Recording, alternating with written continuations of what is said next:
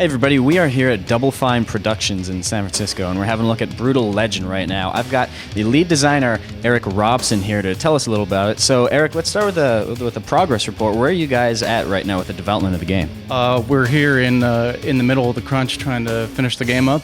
We're all really excited about it, and that's why Tim's not here right now. So here I am in his stead. All right, so this is a pretty big moment for you guys, or at least for our side of it, because this is the first time we've gone hands-on with the game. So let's talk about the gameplay and the controls here. It's one part brawler, one part car combat, a little bit of other gameplay types thrown in there. What can you tell us about the balance of gameplay variety in the game? Early on, it was the high concept, the heavy metal roadie who goes back in time that drove the project, and a lot of the mechanics just fell out of that naturally. That, of course, you're going to have to be to some degree an axe-wielding barbarian. You're going to have to be driving a hot rod around.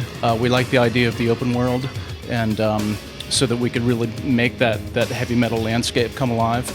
And then there's this element that you're building your army up over the course of the game, and that incorporates some strategic elements. And so I think we've gone to great pains to balance all these elements out, and we have missions that use subsets of these mechanics, and then big army battle missions that put them all together. Let's start with the real basics here. The two primary weapons that Eddie has got in his arsenal are Clementine, the guitar, and the separator, which is the axe, sort of represents the up-close and ranged combat. Can you describe how those work for us? Yeah, the axe, you start off with some basic melee combos, and then you acquire additional melee combos over the course of the game.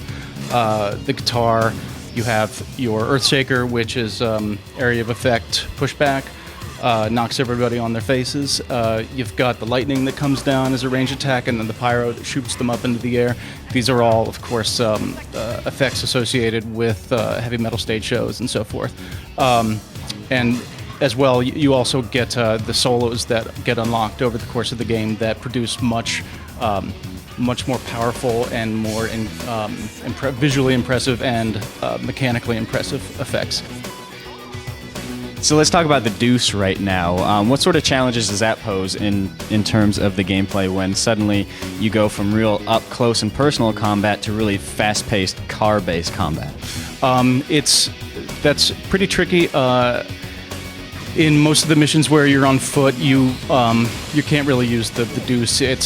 They're constrained by the environment. But we have missions that focus on Deuce gameplay, and then again, in the skirmish situations, all bets are off, and you can use all the tools at your disposal. Now, all these abilities that Eddie has, these are upgradable, right? That's right. Over the course of the game, you get upgrades to your car. You can upgrade the engine, the nitro, the primary weapon, the secondary weapon. You get paint job upgrades.